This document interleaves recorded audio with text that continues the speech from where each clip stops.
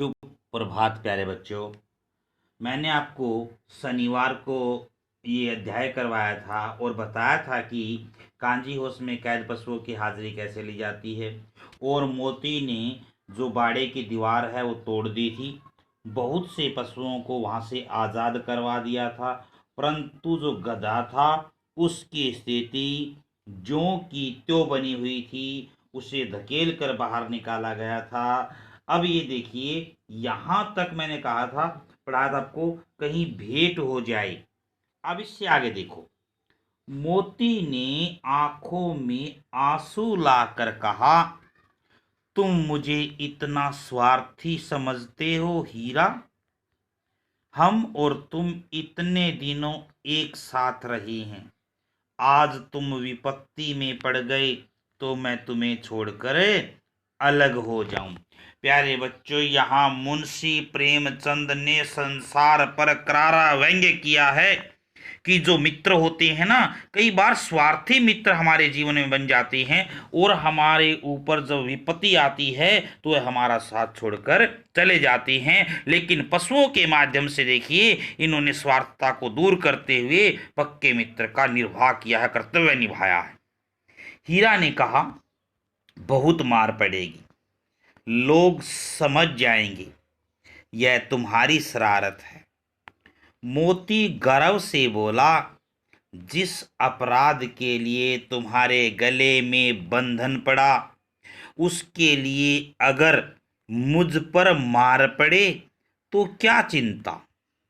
इतना तो हो ही गया कि 9-10 प्राणियों की जान बच गई, वे सब तो आशीर्वाद देंगे। यह कहते हुए मोती ने दोनों गधों को सींगों से मार मार कर बाड़े के बाहर निकाला और तब अपने बंधु के पास आकर सो गया, अर्थात हीरा के पास आकर सो गया। भोर होते ही, सवेरा होते ही मुंशी और चौकीदार तथा अन्य कर्मचारियों में कैसी खलबली मची, अर्थात वो हैरान हुए उसको दीवार को टूटी हुई देखकर और पशु आजाद देखकर। इसके लिखने की जरूरत नहीं, बस इतना ही काफी है कि मोती की खूब मरम्मत हुई और उसे भी मोटी रस्सी से बांध दिया गया। अब आगे देखो, एक सप्ताह तक दोनों मित्र वहां बंधे पड़े रहे। किसी ने चारे का एक तृण भी न डाला, अर्थात एक तिनका भी न डाला गया। हाँ, एक बार पानी दिखा दिया जाता था, यही उनका आधार था, यानी पानी ही उनके जीने का सहारा रह गया था। दोनों इतने दुर्बल हो गए थे कि उठा तक न जाता था। ठठरियां निकल आई थी, अर्थात उनकी हड्डियां निकल आई थी, कमजोर हो गए थे बहुत। एक दिन बाड़े के सामने डुग्गी बजने लगी और दोपहर होते होते वहां 50-60 आदमी जमा हो गए। तब दोनों मित्र निकाले गए और उनकी देखभाल होने लगी। लोग आ आकर उनकी सूरत देखते और मन फीका करके चले जाते। सहसा प्यारे बच्चों, यहां मैं बताना चाहता हूं कि पशुओं का मेला लगता है, अर्थात दोनों पशुओं को बेचने के लिए वो डुग्गी बजी तो उन्हें आभास हो गया कि उनके बेचा जा रहा है। लेकिन जो व्यापारी होते थे उनको देखते और उनका मन फीका पड़ जाता, अर्थात वो उनको पसंद नहीं करते। प्यारे बच्चों, पशुओं का भी हरियाणा प्रदेश में कई जगह मेला लगता है। खरखोदा स्थान ऐसा है जहां रक्षाबंधन के दिन पशुओं का मेला लगता है।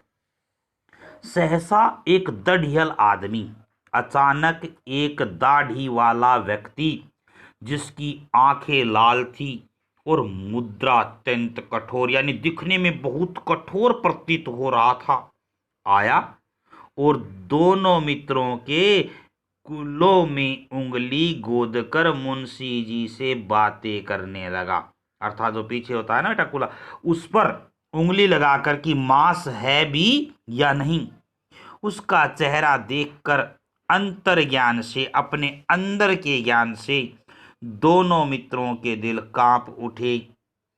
वह कौन है और उन्हें क्यों टटोल रहा है, उनकी कैसे यानी देखभाल कर रहा है, इस विषय में उन्हें कोई संदेह न हुआ।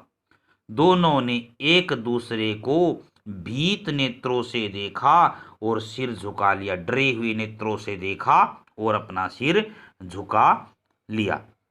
हीरा ने कहा, गया के घर से नाहक भागे, नाहक भागे व्यर्थ में भागे, अब जान न बचेगी। मोती ने अश्रद्धा के भाव से उत्तर दिया, यानी वो चाहता नहीं था उत्तर देना, फिर भी उसने उत्तर दिया। कहते हैं, भगवान सबके ऊपर दया करते हैं, उन्हें हमारे ऊपर क्यों दया नहीं आती। भगवान के लिए हमारा मरना जीना दोनों बराबर है। चलो अच्छा ही है, कुछ दिन उसके पास तो रहेंगे। एक बार भगवान ने उस लड़की के रूप में हमें बचाया था, क्या अब न बचाएंगे। अर्थात जो सौतेली लड़की थी उसने उसे बचाया था। यह आदमी छुरी चलाएगा, देख लेना। तो क्या चिंता है। दोनों आपस में मूक भाषा में ही बातचीत कर रहे हैं। मांस, खाल, सींग, हड्डी सब किसी न किसी काम आ जाएंगी। नीलाम हो जाने के बाद दोनों मित्र उस दड़ियल के साथ चले, अर्थात बिकने के बाद उस दड़ियल व्यक्ति के साथ साथ चल पड़े। दड़ियल व्यक्ति ने उन्हें खरीद लिया। दोनों की बोटी बोटी कांप रही थी। बोटी बोटी अर्थात शरीर का एक एक भाग उनका कांप रहा था। बेचारे पांव तक न उठा सकते थे, पर भय के मारे गिरते पड़ते भाग जाते थे, क्योंकि वह जरा भी चाल धीमी हो जाने पर जोर से डंडा जमा देता था।